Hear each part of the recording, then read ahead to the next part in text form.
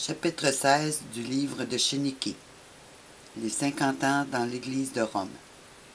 Chapitre 12, page 119.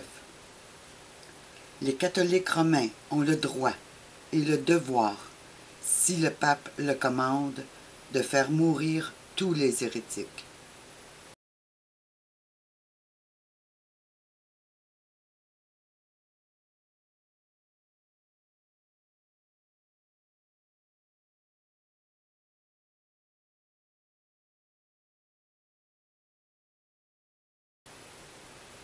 Bien que les hérétiques ne méritent pas d'être tolérés, il faut néanmoins avoir de l'indulgence pour eux, afin qu'après un second avertissement, ils soient ramenés à la foi de l'Église. Mais ceux qui, après un second avertissement, persistent dans leurs erreurs, ne doivent pas seulement être excommuniés, mais livrés au pouvoir séculier pour être exterminés. Alors, ce n'est pas pour rien que lorsque vous envoyez une lettre à Rome pour vous défaire de ces liens spirituels avec cette Babylone, que Rome habituellement vous envoie une lettre pour que vous puissiez confirmer l'engagement que vous avez pris. Et alors, il peut envoyer une malédiction sur vous si vous ne vous repentez pas du choix que vous avez fait. Si vous avez osé sortir de Rome, si vous avez décidé, pour quelque raison que ce soit, de sortir de l'emprise de Rome et du pape, eh bien, il peut lancer contre vous ses chiens de garde pour vous exterminer. Et ça n'a pas changé aujourd'hui. Bien que les hérétiques qui se repentent doivent faire pénitence aussi souvent qu'ils sont tombés en faute, il ne leur est pas toutefois pour cela toujours permis de jouir des bienfaits de cette vie. Lorsqu'ils tombent de nouveau, ils sont admis à la pénitence, mais la sentence de mort ne doit pas être révoquée. Saint Thomas, volume 4, page 91. Alors voyez-vous, les musulmans qui sont sous la coupe du Vatican présentement pour lancer et qui ont lancé leur grand calife mondial pour Rome, eh bien, c'est la même chose qu'on voit se faire. Les chrétiens qui plient le genou devant Allah et qui, par peur de la mort, donnent leur vie à Allah, qui est Satan. Eh bien, comme vous pouvez le voir, les groupes, les frères musulmans, le groupe ISIS, n'ont aucun problème à leur trancher la tête et à les crucifier pareil.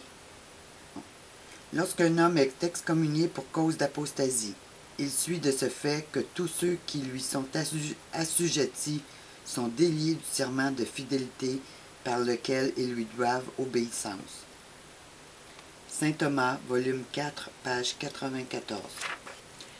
Le Concile de Latran, tenu en 1215, et dont les décrets sont encore en vigueur, dit « Nous excommunions et anathématisons toute hérésie qui s'élève contre la foi orthodoxe de la Sainte Église catholique, et condamnons tous les hérétiques, sous quelque nom que ce soit, car quoique différents de visage, ils sont cependant tous unis par des liens intimes.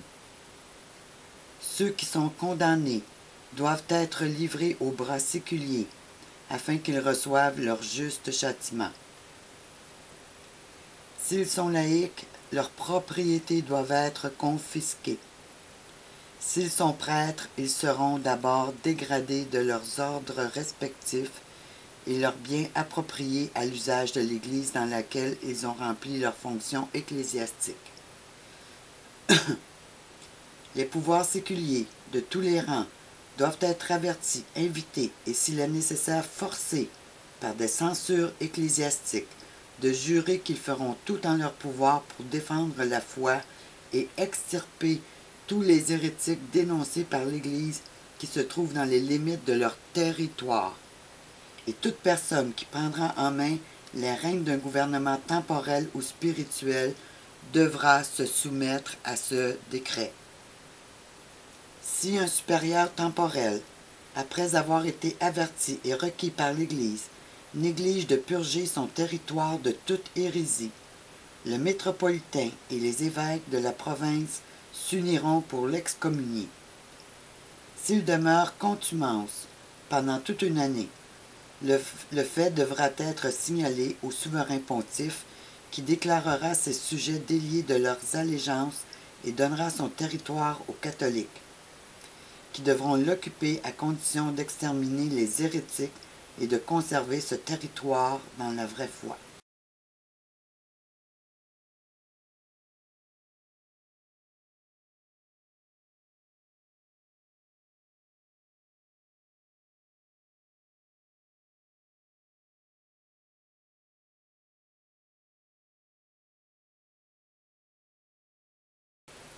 Les catholiques qui prendront la croix pour l'extermination des hérétiques jouiront des mêmes indulgences et seront protégés par les mêmes privilèges accordés à ceux qui allaient délivrer la Terre sainte.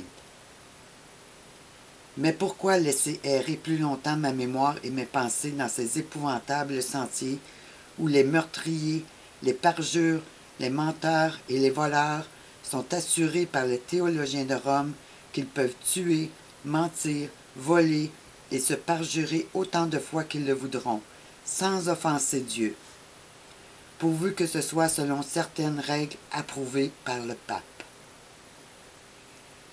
Il me faudrait écrire plusieurs gros volumes si je voulais citer tous les docteurs et théologiens catholiques romains qui approuvent le mensonge, le parjure, l'adultère, le vol et le meurtre pour la plus grande gloire de Dieu.